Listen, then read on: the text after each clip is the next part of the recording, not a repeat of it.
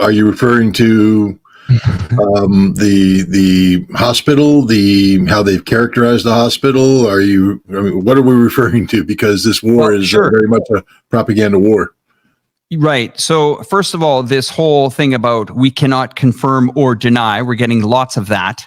And of course, when it comes back to this hospital, we're getting taken on these little tours throughout the hospital. Then some stuff looks staged. Then we go back, we get a different video taken down by the Israelis, put back up, modified, remodified again over and over and over. I mean, what can we believe coming out of the IDF? Pretty much nothing. I think we have to understand that Israel right now is in pure panic mode. They're looking at their stock collapsing, not only around the world, where the streets of cities on all continents except Antarctica are filled up with protesters protesting in support of Palestine and against Israelis, abuses, war crime, genocide against the Palestinian people.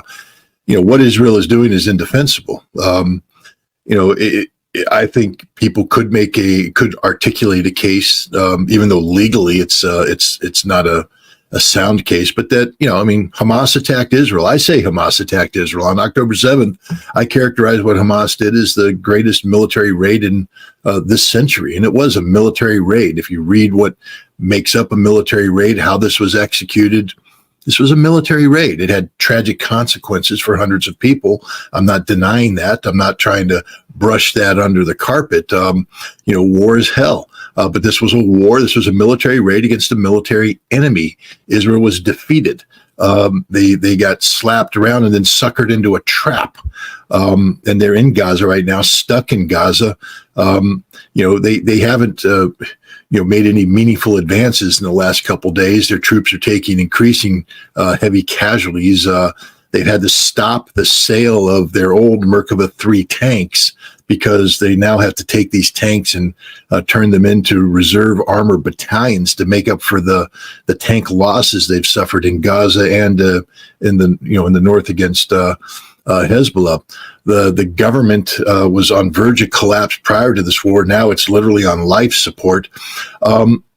They're losing support in the United States. Even the president of the United States, who is thoroughly pro-Israel, is compelled to say that how Israel is executing this campaign is wrong. It's they've always said Israel has a right to defend itself, but how it defends itself matters. And what Israel has done is carried out just an extraordinary war crime right in our face. They don't even deny it.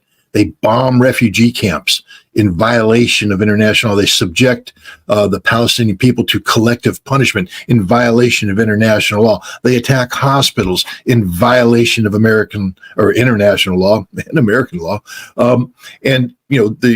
What do they have left? They just see total collapse on the PR front.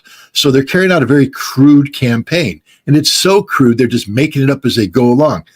I mean, seriously, MRI machine. There isn't supposed to be any metal in that room. And yet they're telling us Hamas hit a go bag behind the, full of bullets and guns and, all this behind the MRI. It's stupid. And then they, as you said, they're deleting videos, they're adding, editing.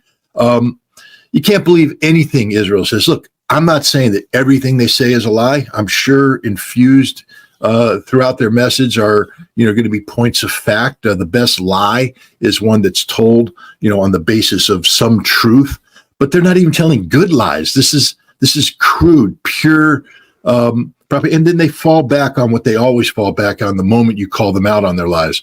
Anti-Semitism charges. They throw out the Holocaust, as if, the crimes committed by Nazi Germany somehow cover up the crimes committed by Zionist Israel today. So, no, the Israelis are in a world of hurt right now, and the world is mobilizing them against them.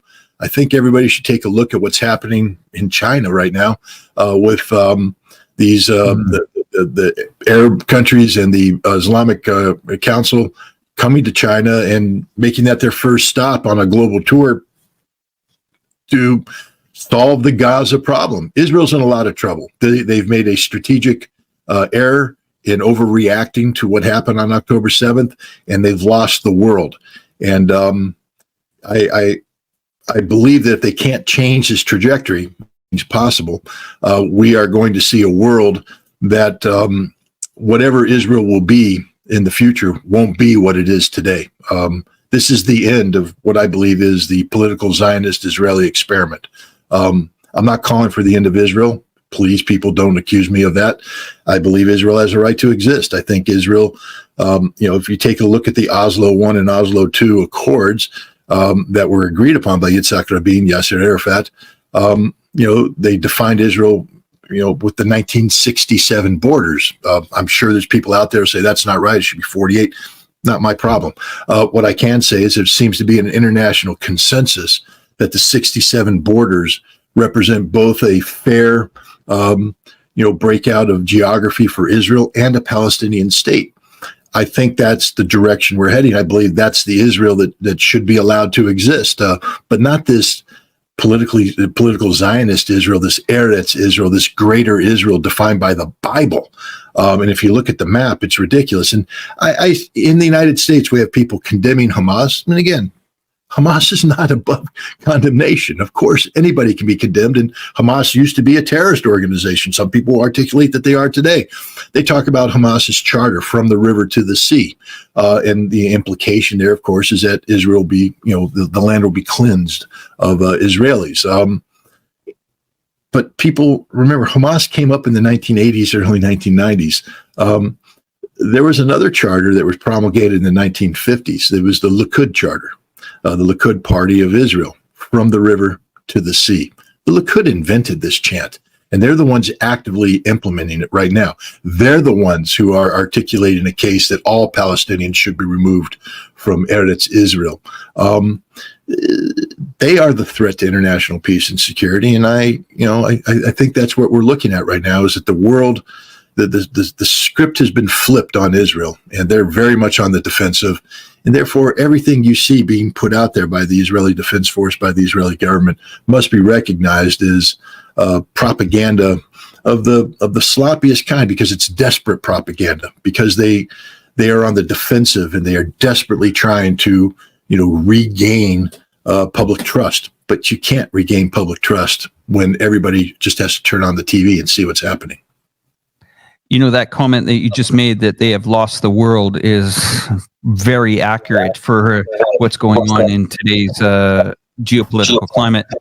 Another thing that I want to bring up to you, Scott, is I had a lot of emails from people of the program when you're on the program, and they're generally concerned. First of all, of course, there are people that are out trying to get information out. I think there's Jackson Hinkle.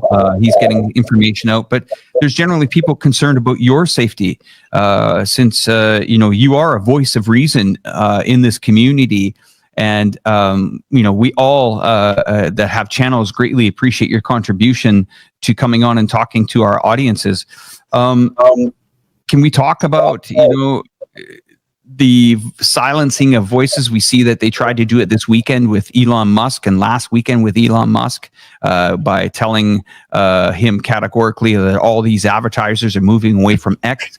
And then he systematically went through and said, okay, I'm going to go nuclear on Media Matters on Monday. So your safety, are you concerned about it? I mean, it's got to cross your mind. Well, I mean, I'm not suicidal. I'm aware. I've been on the Mirtvorets hit list for some time now. And there are elements in the Ukrainian government that very much want to see me silenced, and preferably from their point of view, permanently silenced.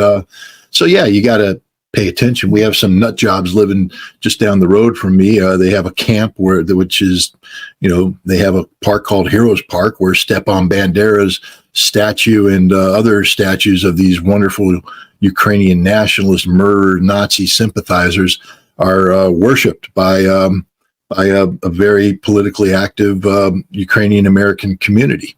So yeah, it's something that you pay attention to. I received rudimentary training in counterterrorism and anti-terrorism when I was in the Marine Corps. some of the skill set was pretty cool, high speed defensive driving. So if they ever try and ambush me on the road, I think I still got that skill set, so I might be able to get away.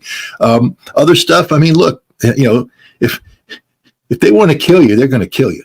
That's just the bottom line. And so, if there's, it is what it is. I'm smart.